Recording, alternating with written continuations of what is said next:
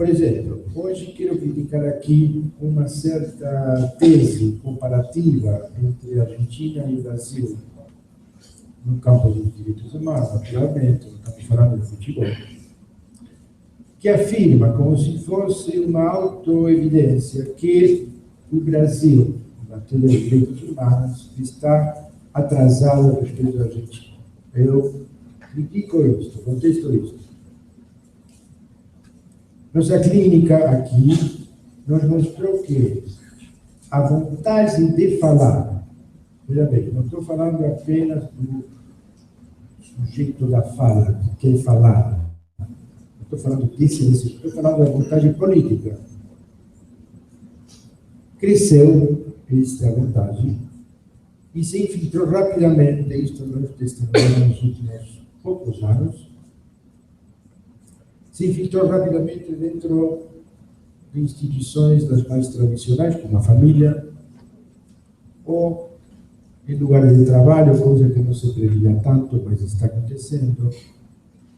Se reproduz entre os jovens, que é a notícia melhor que poderíamos ter, e se alastra rapidamente, apesar de tudo, no tecido social do país. Nada disto é sem sofrimento, claro, mas as centenas de testemunhas ouvidas demonstram que a vontade de falar ganhou uma potência maior, dessas que é indispensável para mudar esse passivo despolitizado que o Brasil guardava diante dos crimes de lesa humanidade.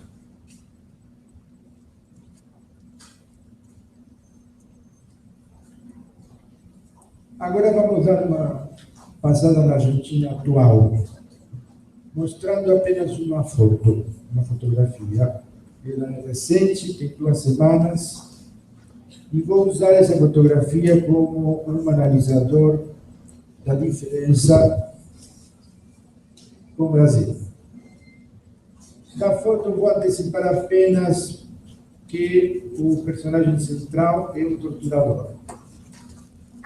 É impactante, por isso que peço para que as pessoas sensíveis permaneçam na sala, porque é para pessoas sensíveis.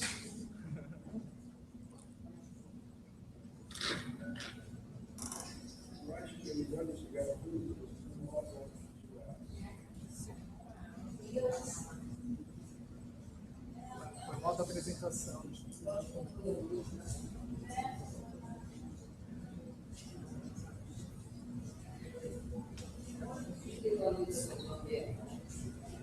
Sabe? Oi? Diminuir a luminosidade da sala, poder realizar a foto. Mas dá para ver.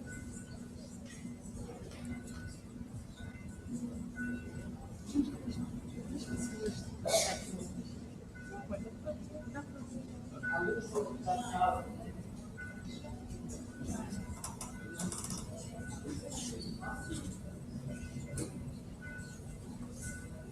Tem muita luz no ambiente.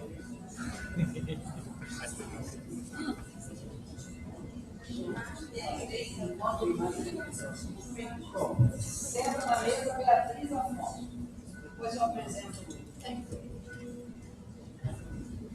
Bom, a foto de fato é confusa em si, por isso que precisava nitidez.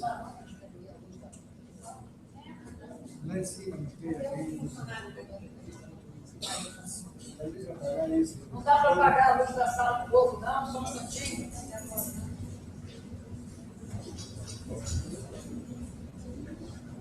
Tá bom, vamos tentar arranjar-nos com esta visão.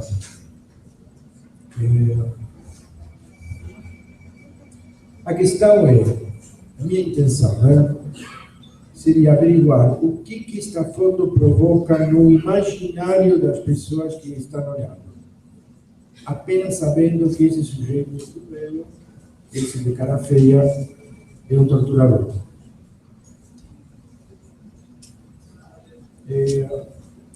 Provavelmente vai fazer com que o observador menos atento veja ou queira ver um linchamento nisto. São 8 pessoas que estão em torno dele. Você vê que parece até como se estivesse sendo enforcado. E este imaginário que provoca imediatamente o linchamento é um fenômeno projetivo, vocês devem conhecer, que faz com que as pessoas se identifiquem com aquele que imagina que o torturador está sendo atacado por vingadores justiceiros. Numa fantasia de desejo que, para que negar, todos nós já tivemos alguma vez. Eu, por exemplo, dezenas de vezes imaginei enforcando um torturador. Pois bem, a foto que foi tirada, agora vou revelar os detalhes. A foto foi tirada no final do julgamento deste sujeito, isto é, no julgado. No final de um julgamento no qual ele foi condenado a uma segunda prisão perpétua.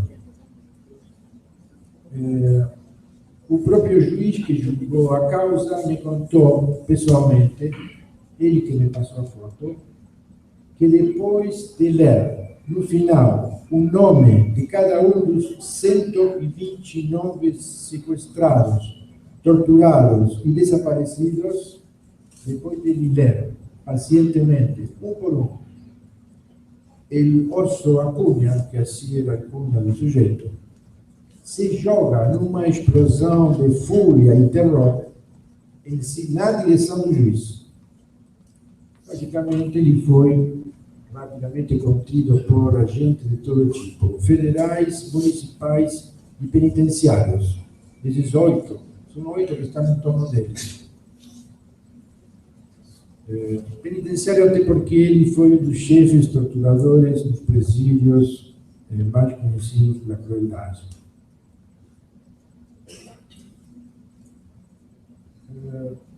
Então, antes de saber este contexto que estou esclarecendo, o recurso visual de apresentar uma cena que facilita a identificação do espectador com a violência conscientemente negada parece atingir seu objetivo. Hoje mesmo, de manhã, lendo o jornal, encontrei no fim de uma matéria, uma coluna do Mário Sérgio Conte, para quem quiser verificar, muito bem escrita, que lá no final ele se refere a um filme, por sinal argentino, Relatos Selvagens, que está no circuito, dizendo o seguinte: com 6 episódios, o que já provoca estranhamento, o argentino Relatos Selvagens é uma comédia de costumes que tem como matéria-prima a vingança, a traição, a política, a corrupção e a justiça. O seu conteúdo de verdade é o ressentimento. Às vezes, ele é individual. Caso da primeira historieta, a mais engraçada. Noutras, o ressentimento fica coletivo, como na melhor delas, na qual Ricardo Darín faz o papel de Bombita. Bombita é bombinha. O personagem é um cidadão comum, vitimado pela burocracia, que adquire dimensão kafkiana no âmbito porteño. Ele se revolta, peleja pelo restabelecimento da verdade, mas perde todas ante o Estado. Bombita vem a se vingar de maneira solitária e ilegal. Só aí obtém reconhecimento, sendo aplaudido por todos. Por meio do humor, que pontua situações urbanas verossímeis, o episódio faz uma defesa sutil do terrorismo. Bombita serve de alegoria para a classe média latino-americana que balança entre o respeito à lei e o recurso à violência, a princípio verbal e depois terrorista mesmo. É bem inteligente e bem real. Este é o comentário. Então, que podemos extrair desta experiência argentina? Que assim como não há justiça sem memória da injustiça, tampouco há garantia de não repetição sem aplicação da lei própria do Estado de Direito. Ou seja, nós temos uma compreensão completamente diferente desta fotografia quando sabemos que isto é um julgamento. É um julgamento que pode colocar este limite, e mais nada. Inclusive para as projeções da violência individual, esta que o Conte está notando no seu coluna.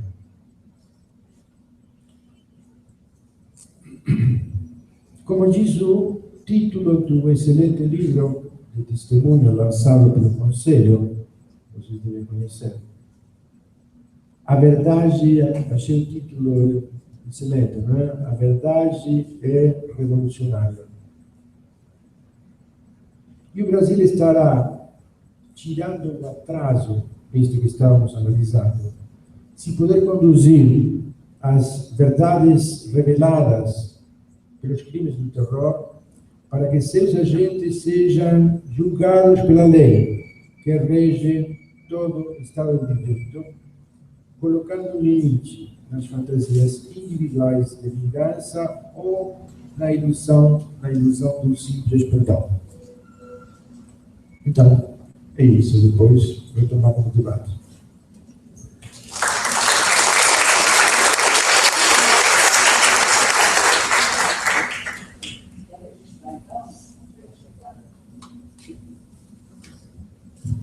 A chegada da Beatriz Afonso, que é mestre em Ciência Política pela USP, diretora do CEGIL, que é o Centro pela Justiça e pelo Direito Internacional, militante de direitos humanos desde 91, membro da Secretaria Executiva da Comissão Municipal de Direitos Humanos de São Paulo. Ela foi membro de 2002 a 2004 e foi companheira de batalha aí na criação do mecanismo, nessa luta pela criação do mecanismo nacional contra a tortura, não é? Vou passar agora a palavra para a Jandira Guaraci de Luciana Mendes, que vai esclarecer muitas coisas sobre essa questão da Comissão de Pais e Familiares de Presos e Perseguidos Políticos do Rio de Janeiro. Os presos políticos atuais, né? É. Tá bom. Você que prefere o microfone solto ou fixo? Solto. Saudações a todas, né? Eu faço parte dessa comissão de pais e familiares de presos e perseguidos políticos, né?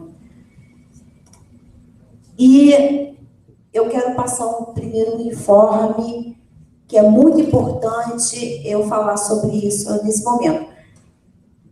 Nós conseguimos, em parte da nossa luta da comissão, ontem teve uma audiência com a menor que foi presa, torturada fisicamente, psicologicamente, a menor Andresa. Ontem foi a audiência dela e estamos felizes por saber que a testemunha que a acusou de várias arbitrariedades não cometidas pela menor voltou atrás, recuou. E provavelmente não terá uma segunda audiência, né? Estamos esperançosos. E a comissão feliz, porque essa é uma luta que foi travada desde o primeiro momento em prol dos nossos queridos manifestantes. Bom, a comissão começou assim e por isso. No dia 12 de julho, cerca de 18 jovens, e na verdade são 23, foram surpreendidos e presos em suas casas, sendo posteriormente levados para o presídio de segurança máxima localizado em Bangu. Outros que não se encontravam em casa no momento que chegou a polícia foram nomeados pelo Estado de foragidos. No caso, o meu filho, naquele momento, não estava em casa. E eu fiquei refém desses policiais, sozinha, sendo torturada psicologicamente por mais de 3 horas. Essas pessoas foram chamadas de bandidos e criminosos dos noticiários da televisão, do monopólio de imprensa. Estão sendo ilegalmente acusados de formação de quadrilha, sendo que muitos deles nunca haviam se visto antes.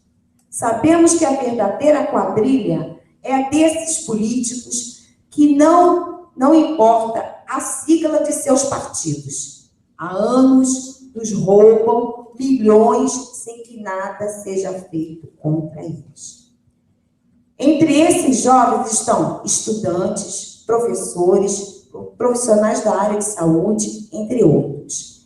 Essas pessoas estavam presentes nas manifestações nas ruas, junto com outras centenas de milhares de pessoas lutando contra o aumento das passagens, apoiando a greve dos professores e profissionais da educação, dos garis, dos profissionais de saúde, entre outras lutas. Estavam presentes quando centenas de famílias foram covardemente despejadas em suas diversas remoções forçadas que ocorreram em nossa cidade. Estavam lutando junto com os indígenas quando estes foram violentamente postos para fora de seu terreno localizado ao lado do Maracanã, para que estes não prejudicassem a organização do evento da Copa da FIFA. E muitos desses jovens estão nas favelas, né, ao lado dos moradores, contra os assassinatos cometidos pela polícia. Então, esses momentos, a polícia agiu de forma covarde e violenta para defender a propriedade privada e os interesses do Estado. Inúmeras pessoas foram gravemente feridas e nada foi feito em torno disso, além das denúncias de nossa parte. Os moradores das favelas e bairros pobres da cidade há anos conhecem a covardia dessa polícia assassina que mata, tortura, humilha e prende diariamente o povo pobre. Estes jovens que estão sendo acusados não são badeleiros, vândalos nem terroristas. Estão sendo criminalizados por denunciarem as arbitrariedades cometidas contra o povo, por se organizarem para lutarem pelos seus direitos por um outro tipo de sociedade. Em todas as partes do mundo, quando o povo se organiza e se levanta para lutar, aumenta a repressão do Estado e junta com ela a resistência e a luta popular. Comissão de mães, pais, familiares de presos e perseguidos políticos.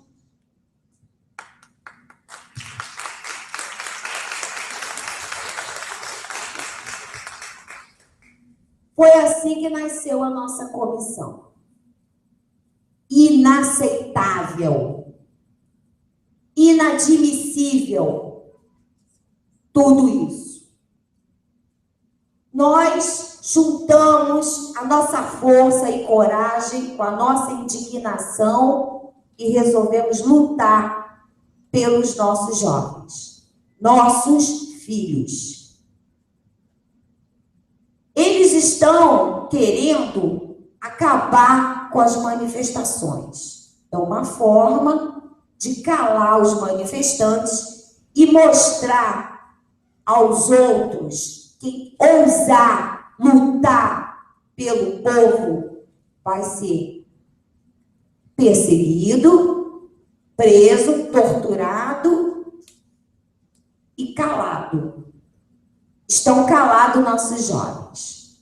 Querem calar os nossos jovens, né? E nós, da Comissão de Paz, temos essa luta travada contra essa ditadura disfarçada de democracia. Disfarçada de democracia. Nós travamos essa luta porque o direito de manifestar-se é um direito, realmente, de fato. E digo mais, esses jovens que estão aí, agora, presentes, de hoje, são o reflexo dos jovens do passado, da ditadura militar. Para ver que a luta dos que já se foram, dos que morreram, foram presos, torturados e mortos, não foi em vão. Não será em vão. Para nós, não será em vão. Nossos filhos podem vir até morrer, mas a luta da Comissão dos Pais continuará, porque não adianta e nada fazer pelo meu filho ou pelos nossos filhos, né? Ficar de braços cruzados, deixando tudo isso acontecer, sem que façamos nada. E nós estamos fazendo. Nós estamos denunciando. Estamos exigindo respeito aos manifestantes. Direito de se manifestar. Temos conosco, não é, juristas, advogados da democracia, que estão nos apoiando ativamente. Uma comissão que começou sozinha, mas estamos tendo apoio. E digo mais, tá? Vocês que estão aí, vocês são do povo. Vocês são do povo. Porque está todo mundo no mesmo barco. Está todo mundo no mesmo barco. Classe média pequena, alta, o povo. Porque a situação está grave nesse país. Gravíssima. E eu acho que algumas classes não tomaram conhecimento disso ainda. Eu acho bom tomar. E digo mais, os movimentos sociais que nos dão tapinha nas costas e digam assim para a gente, é isso aí, vai lá, mas não estão ativos, juntos, apoiando uns aos outros. Eu não sei a consciência de cada um, não é? Eu nunca fui política, manifestante, mas eu fui lá ver. Não se conta uma história sem vivê-la. E eu fui participar de algumas manifestações. Arbitrariedade não é nem o nome, sabe? É barbárie. Realmente barbárie. Uma mulher como eu está no meio de bomba, gás, tiro de borracha, ser combatente junto com eles. E ver, está registrado no jornal, na coletiva independente, mídia independente, nós temos tudo gravado. Tudo gravado. Então, um jornalista perdeu um dos olhos, um jornalista de São Paulo está sem um dos olhos. Perdeu com um tiro de bala de borracha. Entre outros, que não é divulgado.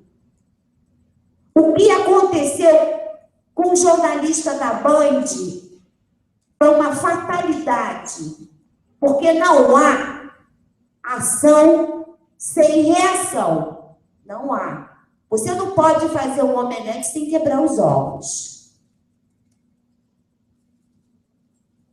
Então, Caio Silva e Fábio Raposo são manifestantes. Sim, estão presos arbitrariamente porque deveriam responder isso em liberdade, até sair o julgamento. O Rafael Braga, um morador de rua, que não é morador de rua, ele não estava na manifestação, ele estava na manifestação, mas ele não é manifestante. Ele foi preso, acusado de bomba, que estava com uma bomba. E isso, na perícia, foi provado que não era bomba, era uma garrafinha de pinho-sol. E ele foi condenado. Condenado. Agora ele está em processo de semiaberto, trabalhando, não é? E à noite tem que voltar para a cadeia, mas não deveria, está errado. Está errado. Os outros dois ainda estão presos. Não é? Fatalidade foi uma fatalidade. Esses meninos sofrem dentro de uma cadeia, porque ninguém numa manifestação tem intenção de matar ninguém. O manifestante, ao contrário do que todos pensam, não quer matar ninguém, não. O manifestante não quer matar. Se ele é manifestante, se ele é um ativista do povo, ele não quer matar ninguém. Não é essa realmente a intenção. Então, o que acontece? Acontece essa arbitrariedade, mas a polícia não mostra quantas pessoas foram atingidas pelas balas de borracha, os buracos que tem na perna de bala de borracha, o jornalista que perdeu a visão, entre outros. Eu ficaria aqui horas falando sobre isso, muitas horas, não é? Mas nós, da comissão, estamos atentos, estamos trabalhando, porque se eles não podem falar, nós falamos por eles.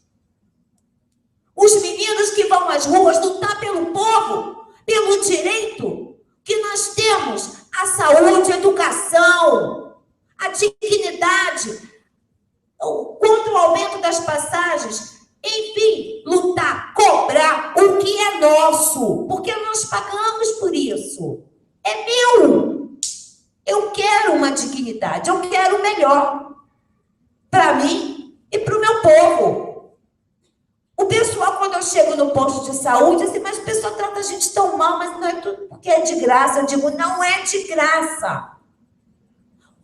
O SUS não é de graça. Nós pagamos impostos por ele, nós pagamos por ele. É público, minha querida, eu digo, mas não é de graça.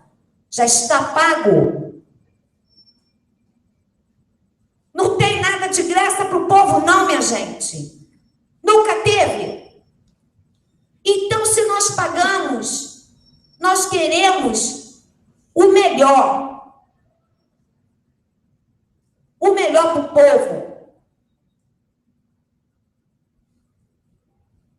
Mais uma vez, eu volto a dizer, esses jovens são o reflexo desses que já não estão mais aqui. Estão mortos pela ditadura militar. Outras manifestações virão. Diferentes manifestações, talvez, mas serão manifestações. E eu defenderei, junto com a comissão de pais, familiares de presos, perseguidos políticos, ao direito da manifestação. É um direito. Eu quero falar, eu quero exigir. O Estado tem que ter responsabilidade com o seu povo. Responsabilidade com o seu povo. Como mais uma vez eu repito, estamos vivendo um momento gravíssimo desse Estado. Gravíssimo. E não é só a classe pobre que vai pagar o preço, não. Ok? Todas as classes vão pagar. Você pode ter o seu dinheiro para comprar, mas você não vai ter como comprar. Você não vai ter onde comprar. Então, para nós, é uma honra, uma satisfação de ver esses jovens na luta. São jovens que não ganham absolutamente nada financeiro para se manifestar. São ativistas realmente. Eles carregam na sua mão, nas suas mãos, a defesa, em primeiro lugar, do povo. Estão sendo perseguidos. Não podem falar, não podem aparecer em público. Ainda. Nós temos esperança que tudo isso um dia vai mudar. São meninos brilhantes. São jovens brilhantes. Não digo isso como mãe só de um, não. Eu digo pelos outros, que eu os conheço agora, todas as famílias. São jovens brilhantes. São dignos. E são agora também os nossos filhos. Porque nós somos mães de todos os ativistas e manifestantes desse Brasil. Obrigada.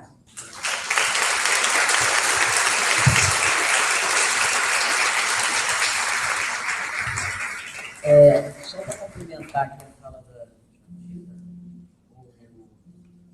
Saiu a estatística ontem e por dia a polícia mata 6 pessoas. São mortos por dia 1,38 policiais. Está 6-1, né? 6 manifestantes, 6 da população, 6 da população civil para cada um policial. É uma estatística alta, né? Mata mais que o ebola, né?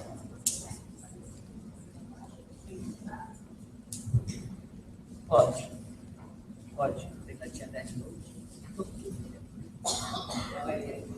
Eu vou ler aqui que na segunda-feira teve o nosso ato, né, da comissão MIFIX, e nós recebemos a viúva, né, do camponês Cleomar, coordenador da Liga dos Camponeses Pobres do norte de Minas e Bahia.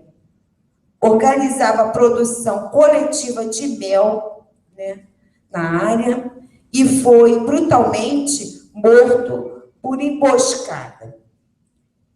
Ele determinou várias vezes, recebeu várias ameaças de morte, que, enfim, recebia de lafundiários e, posteriormente, né, veio a ser morto por pistoleiros, né? Esse homem, ele era um líder, né, da Liga dos Camponeses de Minas.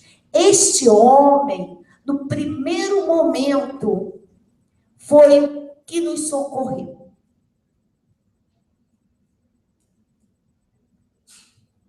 Eu estou profundamente sentida com a morte desse guerreiro, né? Que ele luta pela terra. Luta, mora, trabalha nela, né? Ele foi brutalmente assassinado e ele nos socorreu porque ele mandou uma quantidade de mel que eles produzem, né, para a Comissão de Pais e Familiares, para nós vendermos, para arrecadarmos dinheiro dos advogados, né? E ele nos mandou, e segundo nós soubemos, ele ficou felicíssimo por nos ajudar, né? Então, estamos repudiando, né, mais uma vez, uma morte, né, de uma criatura humana, consciente, né, do povo que trabalha, que luta pela terra. Então, é isso. Eu só queria deixar que nós repudiamos o que aconteceu com o Cleomar. Obrigada.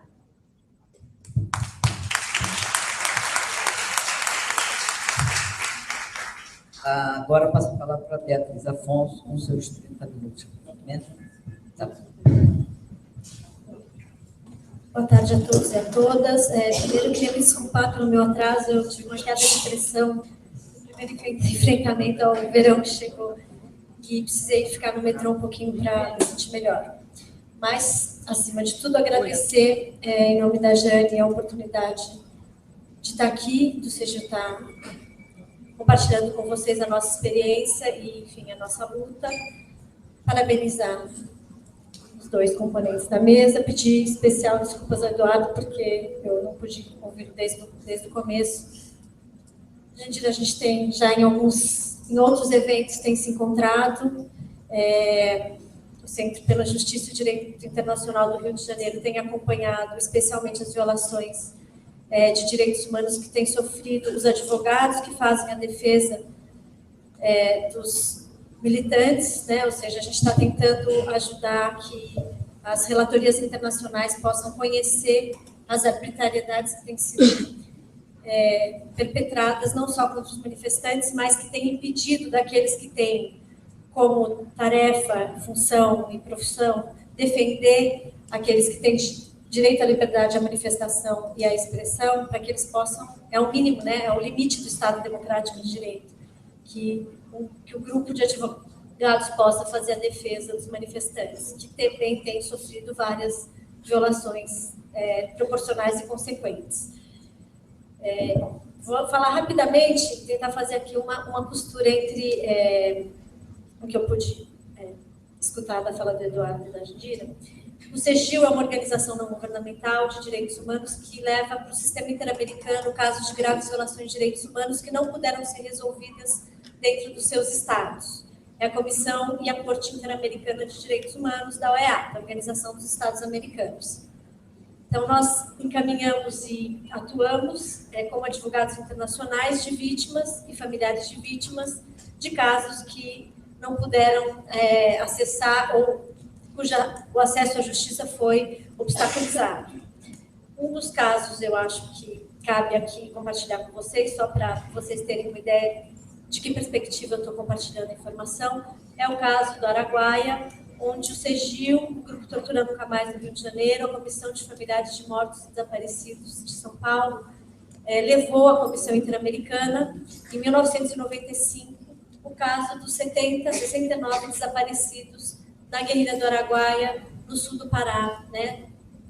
Uma realização da ditadura militar brasileira que vigorou de 64 a 85, formalmente.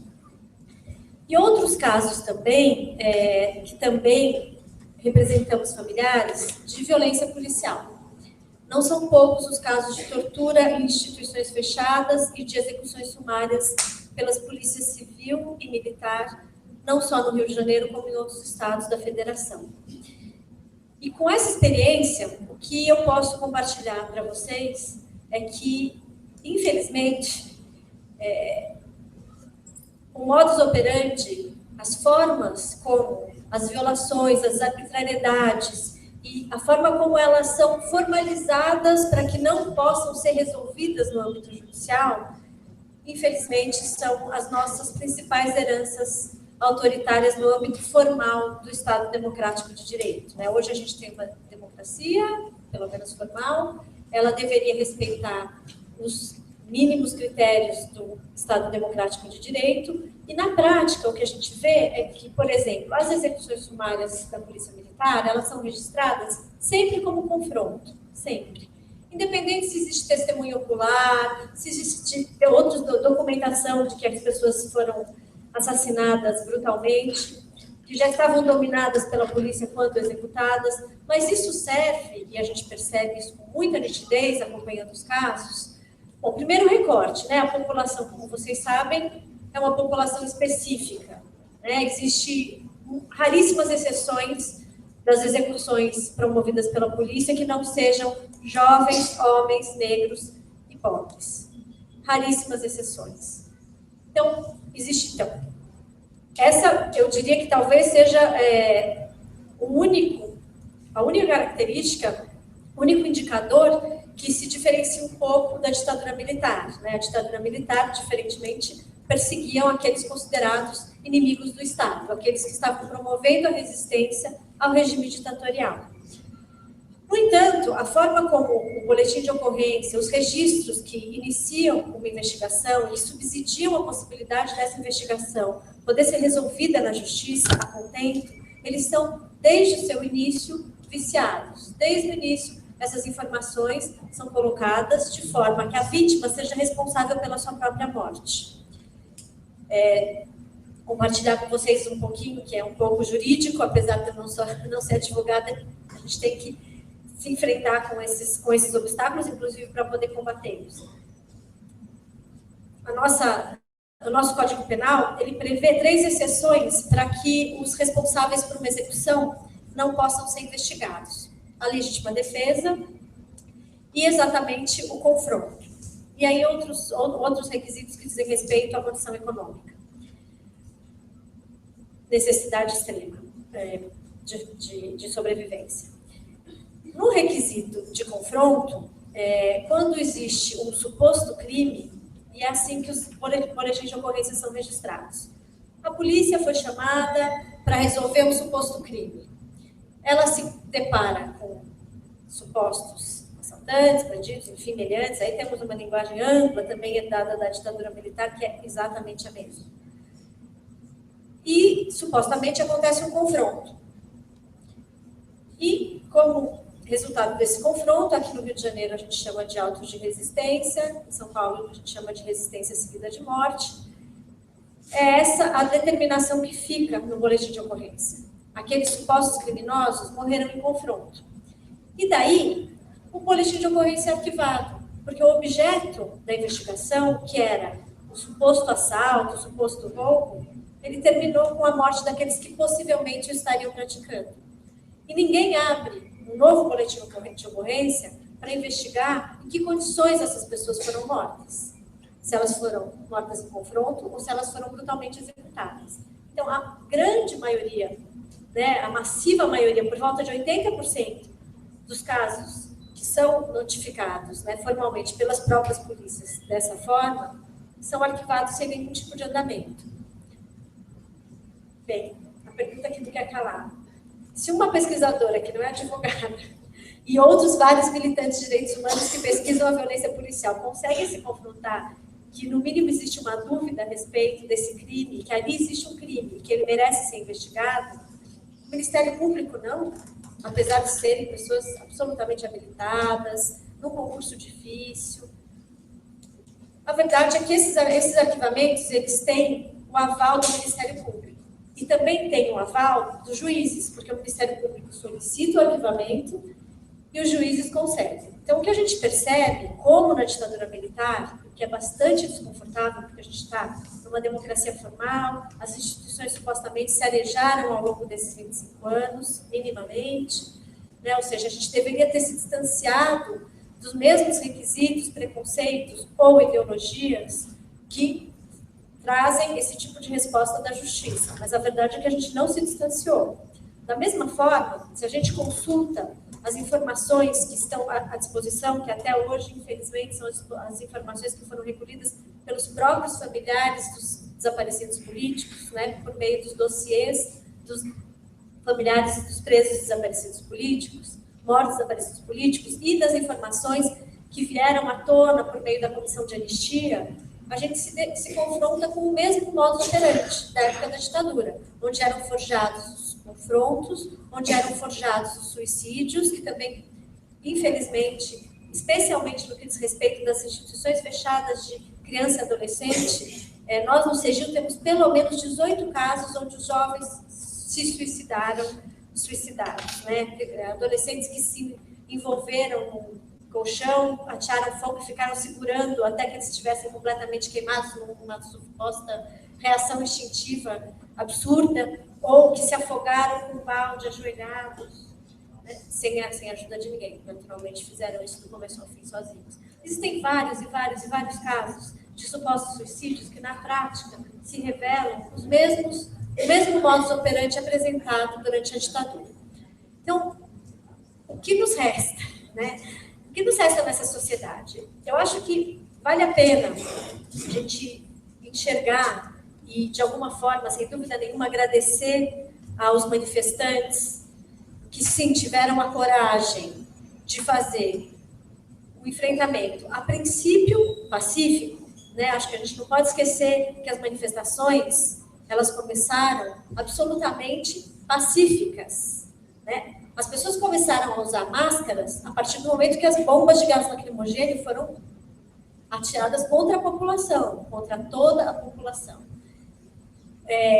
A pancadaria, as prisões ilegais e arbitrárias só aconteceram quando aqueles que tentavam se livrar das bombas de gás lacrimogêneo e, eventualmente, quebravam vidraças de bancos, ou seja, com propriedades privadas absolutamente identificáveis, e que tinham como, assim como os militantes da ditadura, dentro do possível, no caso dos militantes da ditadura e no caso da democracia, como a Jandira já explicitou, isso foi absolutamente levado a sério, sem nenhuma intenção, ao contrário.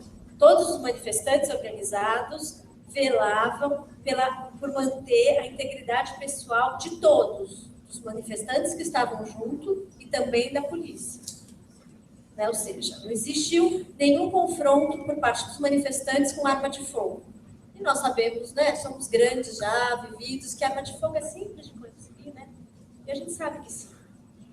Então, de fato, eu acho que existe aqui, de alguma forma, a relação entre as manifestações e o período da ditadura militar, que diz respeito à justiça. E eu vou deixar isso aqui um pouquinho de lado para terminar a minha fala sobre esse tema. Mas, em relação à explicitação para a sociedade da violência policial indiscriminada, que tenta proteger uma propriedade privada específica e tenta restringir a população de lutar pelos seus direitos. Eu, por exemplo, participei da manifestação dos professores na frente da Câmara Municipal. Um estilhaço de uma bomba de gás lacrimogêneo rasgou a calça que virou um shorts. Podia ter sido uma veia, uma artéria, por sorte, não foi. Falei da minha experiência pessoal. Bala de borracha, gás, enfim. Tudo que todo mundo viu, quem não participou das manifestações pôde ver nos vídeos que estiveram disponíveis na internet, porque, infelizmente, a mídia foi restritiva. De fato, a mídia só começou a abrir a realidade a partir do momento que os seus funcionários, os seus profissionais também foram atingidos. Antes disso, o que se via, e quem tinha participado, trazia total indignação, porque você tinha participado da manifestação, você tinha visto a truculência que a polícia estava enfrentando os manifestantes, e o que aparecia no Jornal das 8, especialmente, era a truculência suposta que tinha reagido os manifestantes à polícia.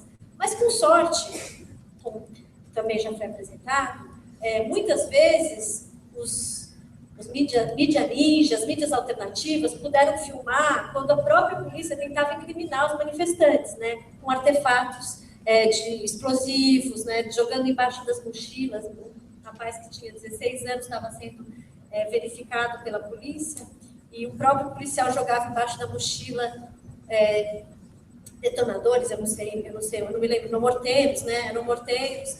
Enfim, de alguma forma, a população como um todo teve acesso à informação, e se tinha alguma dúvida de que a polícia viola os direitos da população em geral, quando ela está supostamente combatendo o crime, mas amplamente quando ela está combatendo a manifestação, que é gravíssimo no Estado Democrático de Direito, porque se a gente está numa democracia, direito à manifestação, expressão e organização são direitos fundamentais. Uma democracia não sobrevive, não suporta, não se suporta se ela não tiver garantido o direito de associação da própria sociedade. Se a sociedade não pudesse manifestar a respeito daquilo que ela não está de acordo com os governantes, se não existir um meio real de que os governantes possam dar liberdade para a sociedade se manifestar, na prática a gente não está numa democracia. Esses são os requisitos, os eixos mínimos de uma democracia. Então, afinal de contas, onde a gente está? Afinal de contas, a quem serve as nossas instituições de segurança? Eu não sei se todos se lembram, e aqui eu vou compartilhar a minha formação de cientista político, que nós delegamos ao Estado o uso da força legítima, ou seja, nós concebemos um pacto social de que nenhum de nós vai se valer da força em detrimento de outro concidadão. Exatamente, para isso, todos entregamos para as polícias a legitimidade de usar a força para nos dar segurança. Como nós podemos acreditar que isso está sendo bem utilizado se essa segurança se volta contra os próprios cidadãos? Com um recorte específico de raça e classe social, em geral. E no caso das manifestações, o que ficou muito claro é que não tem classe. Que não tem classe. Que quem tiver nas manifestações está correndo o risco de sofrer os abusos e os arbítrios das polícias. Que não estão lá sozinhas. Elas não são um ente independente. Elas estão sob a tutela do Estado. A gente está numa democracia. Então, os governantes são responsáveis pelas ações das nossas polícias. E aos governantes, nós temos que reclamar que elas não podem, de forma alguma, se valer desse monopólio legítimo que nós transferimos no Pacto Social de Paz para assassinar, executar, torturar e desaparecer com pessoas. A gente não pode esquecer que na democracia, o ano passado, a gente teve desaparecimento de gente. O Amarildo ficou uma grande figura conhecida, mas a gente sabe que tem muitos e muitos Amarildos, muitas famílias que nunca mais sabem, nunca vão saber o que aconteceu com seus entes. A última coisa que se sabe é que ele foi parado pela polícia para averiguação. Essa é a última informação que se tem no caso de muitos e muitos Amarildos. Então, qual é a nossa linha de fuga? A nossa linha de fuga, na nossa interpretação, bom, primeiro fazer uso lógico dos instrumentos formais jurídicos, porque se a gente está numa democracia, a gente tem que fazer com que o Estado, de fato, dê uma resposta. Por que a gente luta também pela justiça dos crimes da ditadura? Como bem esclareceu o Eduardo, eu quero só somar, porque eu me senti absolutamente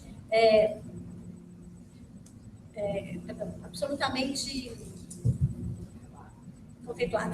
Obrigada. Ainda estou um pouco tonta, perdão. Contemplada com a fala do Eduardo. Mas o que eu queria esclarecer a vocês, e aí como uma questão que não é individual, mas é coletiva, é que a gente só vai ter uma democracia real nesse país quando todos nós, e todos os governantes, e todas as polícias, e o Exército, a Aeronáutica, a Marinha, sem exceção, entenderem que se qualquer um não satisfeito com uma eleição formal, não fraudulenta, que elegeu um representante, tomar, porque não gostou dos resultados, o poder à força, né, usando forças militares ou forças civis, o que quer que seja, ele vai estar passível de responder isso judicialmente. E o que a gente tem de herança da ditadura é o inverso. E por isso que o meu grande temor é que a gente fique só com a verdade, porque a verdade, sem dúvida nenhuma, é transformadora. Mas o meu grande medo é que a gente fique nesse ponto onde todo mundo matou sim, torturou, né, tomou à força um governo que tinha sido eleito, popularmente eleito, democraticamente eleito, tinha o respaldo da população, executou, matou e torturou a quem resistiu e ficou impune, porque essa é a nossa democracia. As autoridades sempre ficam impunes. Eu acho que essa essa mensagem, é por isso que o CEGIL luta pelos crimes da ditadura, luta e está cobrando da Comissão Nacional da Verdade. Aqui eu faço um apelo para todos que se mobilizem, um apelo especial institucional para o CRP, que possa, né, fazer uma reflexão interna institucional e, se caso concordar com essa ideia, enviar para a Comissão Nacional da Justiça, da Verdade, perdão, ato falho absoluto, que possa enviar um questionamento e uma sugestão que o relatório final da Comissão da Verdade seja encaminhado formalmente e que isso esteja no relatório da Comissão da Verdade, um compromisso de que ela vai encaminhar tudo o que ela investigou e tudo o que ela conseguiu de informação para as autoridades competentes, porque esse é o papel, e foi o papel de todas as comissões nacionais da verdade, de todos os lugares. E seria uma vergonha que o Brasil, 40 anos depois da ditadura, se satisfizesse formalmente, publicamente, institucionalmente, 50, estou aqui com as 88, mas 50, sem dúvida, com uma verdade que vai ficar impune. Ou seja, a gente já tem o Ministério Público Federal, que depois da sentença do Araguaia, começou a enviar, a processar vários dos implicados nos crimes da ditadura. São 10 ações do Ministério Público Federal, das quais 9, infelizmente, se encontram paradas ou suspensas por habeas corpus.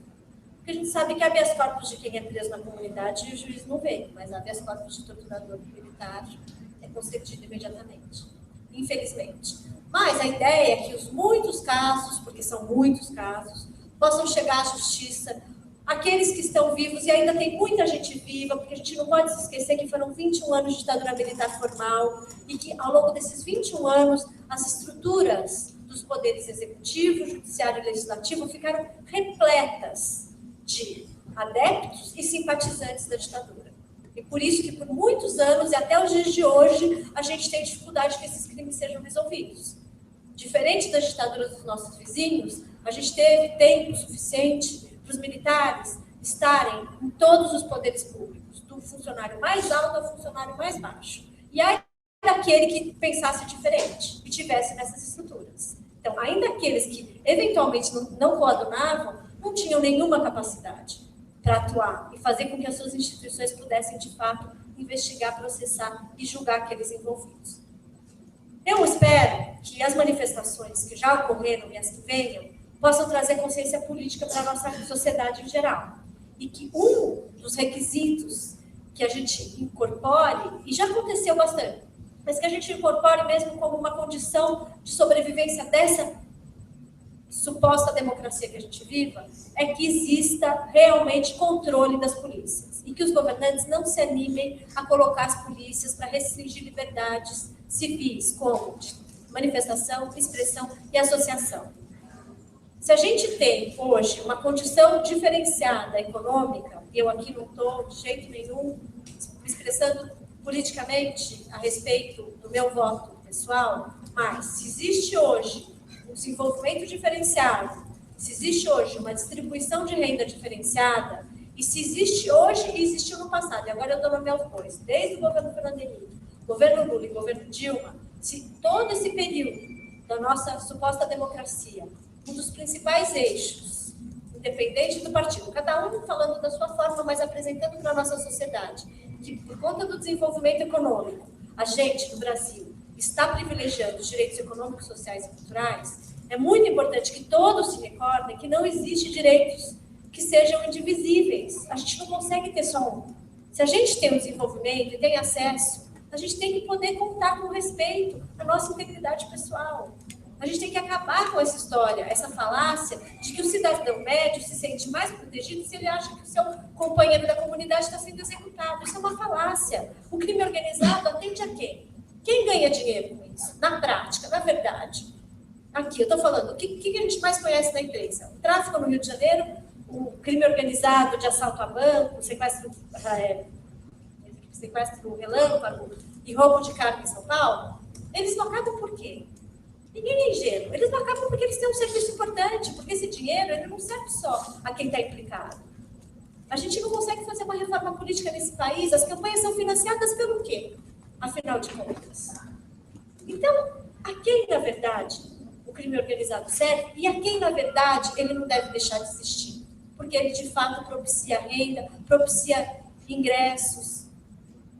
Mas, infelizmente, a maior parte da nossa classe média acredita que se tem algum bandido sendo morto, ela está mais segura. Esses dados que a Jane falou, e eu termino aqui, são dados super importantes, eles foram lançados ontem. Eu sugiro que todos possam dar uma entrada na página do Fórum Nacional de Segurança Pública. Tem dados estarrecedores sobre estupro. A gente acabou de fazer uma audiência na Comissão Interamericana 2 semanas atrás, exatamente sobre emergências, violação dos direitos da mulher em emergências médicas, como a mulher é tratada quando ela sofre violência sexual. Ela tem direito ao atendimento hospitalar. Isso tem consequências objetivas na mulher, de profilaxia de DST, consequências que ela simplesmente em 72 horas pode estar salva e depois de 72 horas ela não vai mais estar salva se ela estiver contaminada. E isso não acontece, apesar da gente ter as melhores leis no Brasil. Então, esse relatório do Fórum, eles traz vários índices, além desse índice que realmente é um índice difícil. 6 pessoas são mortas no Brasil, foram mortas em 2013, a cada dia pelas polícias. E alguém aqui se sentiu mais seguro por isso? Alguém aqui deixou de sofrer algum tipo de violação que eventualmente acontece? Até onde essa sociedade está pacificada? Militarizar a comunidade, de fato, traz pacificação? Determinadas comunidades. E como se encontram aquelas que não foram pacificadas? Onde o nível de violência tem triplicado em comparação. Mas aí é um dado que ajuda, Porque aí você fala, não, olha só, essa que não foi pacificada tem esse número altíssimo. Claro, ela ficou muito mais alta do que ela já era depois da pacificação de outras. Quer dizer, por onde se move, de fato, as situações que deixam a sociedade insegura? Eu acho que é nosso dever, não só os militantes de direitos humanos, as associações, mas eu acho que nosso dever de cidadãos, individualmente, se colocar nos espaços públicos, organizados ou não, para questionar os nossos governos. Se nós delegamos o monopólio legítimo para as polícias, eles têm que prestar contas para a gente. Não é o policial individualmente. O policial individualmente tem, sim, que prestar contas para a justiça, quando ele usurpa dessa força legítima que ele detém. Mas os estados que permitem que isso aconteça, o poder judiciário que corrobora com que isso aconteça, precisa ser questionado. Eu termino aqui agradecendo a escuta de vocês e me colocando à disposição para qualquer dúvida que eu possa eventualmente.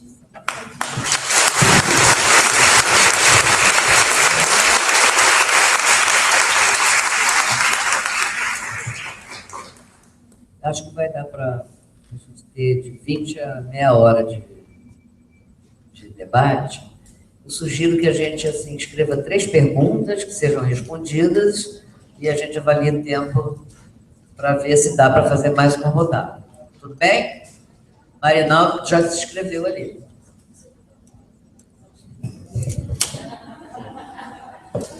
Alguém mais se inscreve?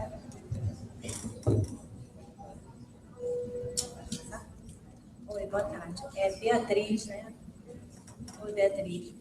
Boa tarde, meu nome é Ieda. Peraí, uma pergunta do Marinaldo. Ieda. Não, eu tive que fazer a dele.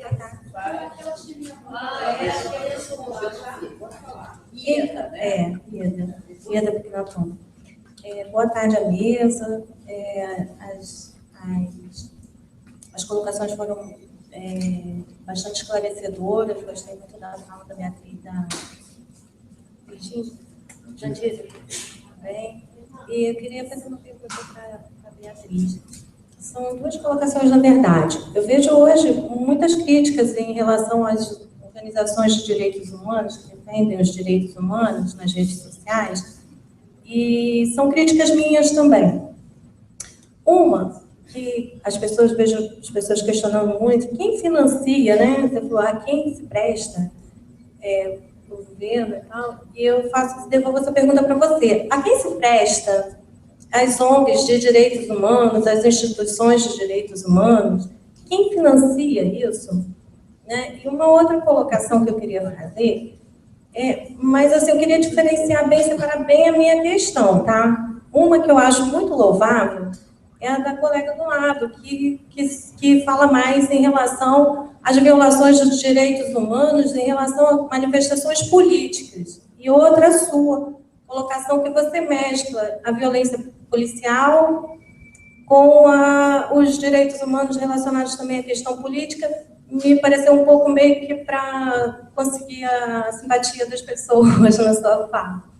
Desculpa. Não, então, vou te fazer a pergunta. Uma, quem se presta, né? Quem financia, e a outra, isso. A outra questão é essa questão da inversão de valores, né? Que às vezes a gente vê essas colocações das instituições de direitos humanos se prestando muito ao papel, assim, de defender Exatamente, não queria usar esse termo que é forte, mas defender bandido. É o que as pessoas colocam no senso comum, exatamente. Não só nas redes sociais, mas eu me incluo nesse grupo.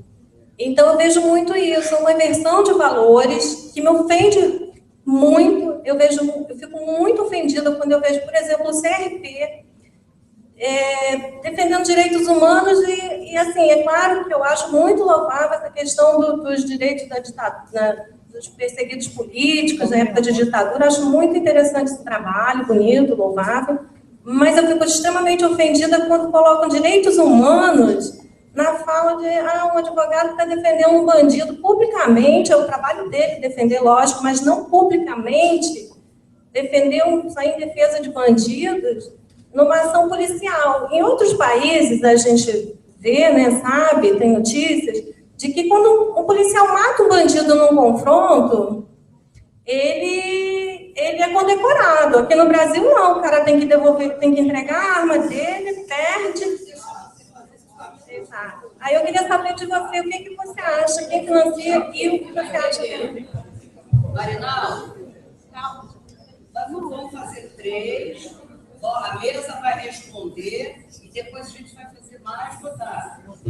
Depois eu vou anotar todas as críticas dela, a revolta dela ao CRP, para a gente dar uma resposta direta. Obrigada. Boa tarde a todos. Marinaldo, Sindicato dos Psicólogos. O que eu tenho a falar é mais assim uma questão de que a mesa comentasse, né? Não é bem uma pergunta. Mas, assim, nós, do Sindicato dos Psicólogos, nós participamos do apoio à greve dos professores e estávamos lá na manifestação e, de fato, nós víamos, né, a provocação que os policiais faziam à garotada, fundamentalmente a garotada que estava com as máscaras. Então, eles eram acidosamente provocados, né? E com relação a essa fatalidade que foi a morte do jornalista, eu acho que aí está acontecendo uma inversão, né? Porque ele era um jornalista com muita experiência nesses tipos de reportagem, era um jornalista que fazia reportagem de guerra e, naquele momento, ele não usava nenhum equipamento de segurança. Quer dizer, e aí, a emissora da qual ele fazia parte, que era a Band, né, ninguém comentou sobre esse aspecto, né? E como é que fica essa questão perante, vamos dizer, a justiça, porque, na realidade, foi uma fatalidade que houve. Tem mais uma pergunta. Mas quem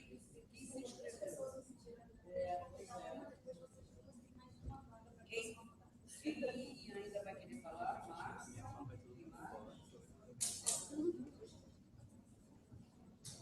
Tem mais gente? Tem mais pessoas? A minha vez? Eu fiquei instigada aqui com a colocação da colega, né, da preocupação dela, e eu queria destacar que não se trata aqui de defender direitos de bandidos, né? Nós estamos falando de direitos humanos, para todos os humanos, quer queira onde estejam esses humanos, e humanos somos todos nós, né, que convivemos nesse planeta. Então, essa é uma questão importante para a gente diferenciar o sentido, né, de que cometendo alguma infração, algum delito, a justiça vai se incumbir disso, né? Mas a gente está falando de violação do Estado. É de violação do Estado, do abuso do poder. É disso que a gente está falando. E é esse abuso dentro das prisões, é esse abuso que vocês acabaram de relatar, nas instituições socioeducativas, é esse abuso do poder, essa violação cometida pelo Estado. Então, é isso a gente fazer a diferença, né? Não, eu não tenho pergunta. Eu queria convidar a Jandira, né, como integrante do grupo de familiares das pessoas, dos jovens, né, que estão presos e dos ativistas, que integre o nosso Fórum de Saúde do Sistema Penitenciário, já que você está envolvida nessa causa e certamente você tem acompanhado de perto, se você visita, os problemas graves, né, do sistema penitenciário aqui no Rio de Janeiro. Então, eu só queria convidar e depois a gente conversa em particular, e eu queria fazer esse convite. Sobrou mais uma pessoa para fazer pergunta? Não, sim, mas daquela que já tinha a Márcia, que estava escrita. Ricardo, faz então a pergunta, porque a Márcia não fez. Gente, olha só, tem uma confusão, tem que as pessoas me apontam e te apontam. Então, ela tinha perguntado se é Márcia. Tá. Essa é Márcia também? Você é Márcia? Boa tarde, meu nome é Aline. Ali. Tentar ser sucinta aqui. Em relação a todas as falas, a minha pergunta pode ser respondida por vocês três, né? Em relação à questão da fala da Beatriz, quando ela fala consciência política, né? Eu lido com educação também, e na instituição social a gente trabalha a questão da educação transformadora. Então, assim, a respeito disso, se há algum diálogo da questão dos direitos humanos, porque antigamente havia um currículo escolar no qual as crianças eram levadas a questionar, a ter noção de política, né? E isso foi retirado na nova LDB. Então, se há, porque a gente trabalha além do acolhimento, de todo o tratamento, a gente também trabalha na prevenção. E eu acredito que uma educação transformadora, ela é um dos remédios mais eficazes e que não denotam tanto investimento, né, quanto quando a gente não previne e tem que remediar. Quando esse sistema de remediação é muito mais caro para nós, enquanto contribuintes. Já pagamos tantos impostos e, infelizmente, não, como bem a mesa disse, não temos esse recurso em retorno. Então, se há algum diálogo em relação a todas essas questões que vocês trouxeram, um diálogo com o Ministério da Educação, para que possa ser colocado disciplinas, para que possa ser mexida e dar essa oportunidade para as crianças desde a sua infância. Educação e direitos humanos. Exatamente, para elas terem noção dos seus direitos. Okay. Bom, então temos esses primeiros 3 blocos de perguntas da Ieda, do Marinaldo, a Márcia fez um comentário, um convite, e da Aline. Penso que todos podem responder um pouco, né? Falar um pouco sobre... Se bem que a Ieda dirigiu especificamente a você a pergunta dela. Então, logo de cara, eu passo para você. Mas eu penso que todo mundo aqui pode responder também. Não, primeiro, Ieda, é o seguinte, eu agradeço a sua pergunta, porque eu acho isso. Quando a gente defende liberdade de expressão, reflexão de pessoas que pensam diferente, se a gente é coerente, a gente banca isso. Eu acho que não quer dizer que eu seja detentora da verdade. Mas, enfim, eu acho que eu tenho aqui um papel de responder dentro de uma lógica que eu apresentei. Então, a primeira coisa que eu acho, de fato, é uma oportunidade que você me dá Porque isso, na verdade, quando a gente começa a apresentar, a gente se foca tanto no tema que a gente não fala, mas eu acho que é uma pergunta super interessante. Quem paga? Eu posso falar quem financia a instituição que eu trabalho. Eu não tenho como falar em nome de muitas instituições.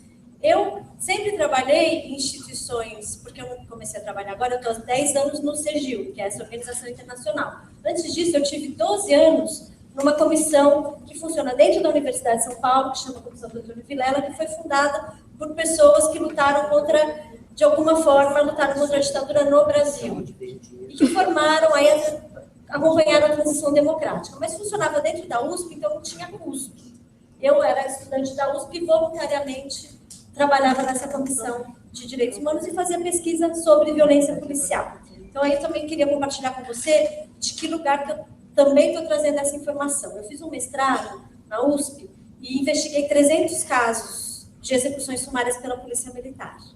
Caso por caso, documento por documento. 297, para ser mais precisa.